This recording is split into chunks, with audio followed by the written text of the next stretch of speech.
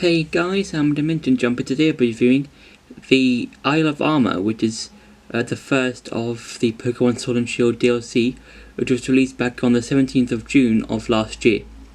Now, the Isle of Armour, as I said, is part of Sword and Shield's DLC, and the whole plot of that part of the game is that you visit the Isle of Armour, and you can basically just do these various tasks that you're given, and you basically have to find some Dynamax mushrooms. You have to battle some trainers, find some Pokemon, and just catch Pokemon and do a lot of stuff that you don't do in the main game. And I think that the Isle of Armour, for what it is, I think it's a decent DLC. I think after playing in it for a while, I think it's nice. I think it's pretty decent. As a story goes, I think it's decent. If the Isle of Armour was part of the main game and part of the post story of Sword and Shield, it would have been a lot better than the post story that we've got in originally. Because in the original post game of Sword and Shield, you've got those two Prince guys who's got the Sword and Shield hairdo, and I think that that's not the best post game. And if the Isle of Armour was a part of the post game originally and not a DLC, I think it would have been a lot better than the one we've got originally. And in this DLC we get two new Pokemon in terms of ones have been added to the region, and it's basically these kung fu judo looking Pokemon. And I think one's the pre-evolution. I think the pre-evolution is basically this sort of bear cub judo fighting Pokemon, and then its evolutionary form is basically more of a larger bear, and it's got more of that sort of, I think, judo, boxing, karate get up. And I think those two Pokemon are pretty decent looking. I think their designs are pretty nice. I think that the designs fit their typings quite well, and I think that they're just pretty nice and decent. And now I'm going to show you some gameplay. So one of the things that I like about the Isle of Armour is that you're given a new outfit that you can add to your character, and it's basically this sort of I would say judo sort of karate kind of outfit, and I think it's quite nice. I think it suits the outfit. I think it suits the character quite well, and as part of the Isle of Armour area, I think it's quite nice and interesting. The main area that you are at is, I think it's quite nice and interesting. It's it looks very cool. It doesn't just feel the same as Galar itself. It doesn't feel oh, you're just going to a town that's full of machinery. The Isle of Armour feels like its own thing and not just another area. And I do like how this has got filled with different areas, and there's your sort of grassy areas, sort of mountainy areas, and yeah, I think it's quite cool. And also, I think you can see, you in this area you can have your party members follow you, and it's only the first Pokemon in your party. So if I bring up my party, so if I wanted to, let's say, have Double follow me, then I just have to switch around Cinterate and Double around, and now Double can follow me. Oh, that's so adorable! Oh my god! Oh, Double just bounces towards you. Oh my god, that's so adorable! Oh, that's so adorable! That is so cool. Oh my god, that's so adorable. I'm getting distracted by this. Because this is the first time I've seen Double just follow you. Oh my god, that's so adorable. And also, I think towards the very end, or like I think somewhere around halfway of the Isle of Armour, one of the tasks that you're given is finding these mushrooms things that can give your Pokemon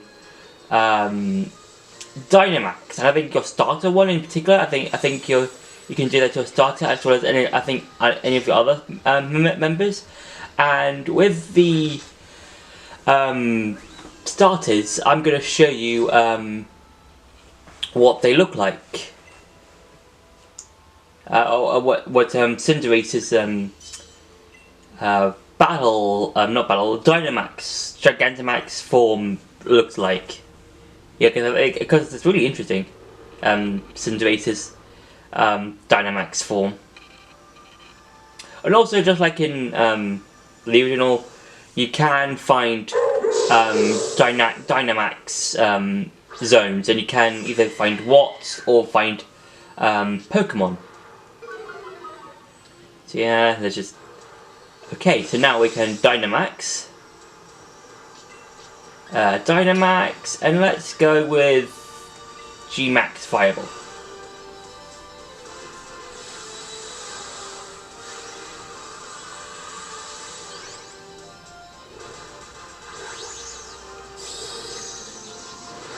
So yeah, that is Cinderace's Dynamax form, if you give it the mushrooms. And also if you look at the very bottom left hand corner, you'll see again, oh! And it's gone, okay, that's cool. And if you look on like the bottom left hand corner, if it comes back up. Anyway, what I was trying to say is that it's the form of Dynamax Cinderace, and you can see that it partially doesn't fill up. You can partially see it, but like not all of it is on the entire screen. And I've got to say, for Cinderace doing G-Max Fireball, the form it does is quite nice. I think it's quite interesting, quite cool. Oh, and Mimikyu's disguise. Oh, now we can hit it. So, Poison Jab. So yeah, I think that's quite cool, and I think, yeah, and also the other two starters have their own Dynamax forms. I think with the Grass type, he's got like these massive drum things with like vines, I think. And I think for the Water type, I think he's like on this sort of like tree thing or tower thing with like a giant watery type sniper thing. I think, I'm not 100% remember, their forms will be on screen. But yeah, I think that's quite interesting. Yeah, and I'm gonna try and capture Mimikyu. Let's try and go and capture him. Right, throw a Pokeball. Yep, catch him. Let's use Ultra Ball. Yeah. And again, just like always, I think the this whole Dynamax catching thing is quite interesting, because you can just basically just catch a large Pokemon and they just reduce to small. I think that's quite cool. 1, 2. And also, I do like how whenever you throw giant Dynamax balls, like an Ultra Ball or something, they kind of look like giant Premier Balls. I think that's been quite cool, because they kind of look like giant Premier Balls. Oh, and got some stuff, nice. And that's Mimikyu added to the Pokédex. Yep, nope. Box. There we go. So yeah, that's Dynamax Cinderace. And also I'm going to show you, finally, the new Pokemon you can get that was shown in the trailers. So let's just switch him out for Seconda. Back out of the box, and then nope, wrong button. And then switch. So yeah, so this is Kubfu. Is it Kubfu? Yeah, Kubfu. I'm probably pronouncing one of those right. And yeah, I just like how small he is. I just like how small this guy is compared to your character. And also, like in Hard Gold or Silver, your Pokemon, you don't have to throw your Pokeball out for your Pokemon. So, Rock Smash, let's just go with Rock. Oh wait, no, this guy's very, very underleveled. Yeah, I do like this stance. Let's just run away. Okay, I can't get away. Let's just switch. Let's just switch to double. Switch to double.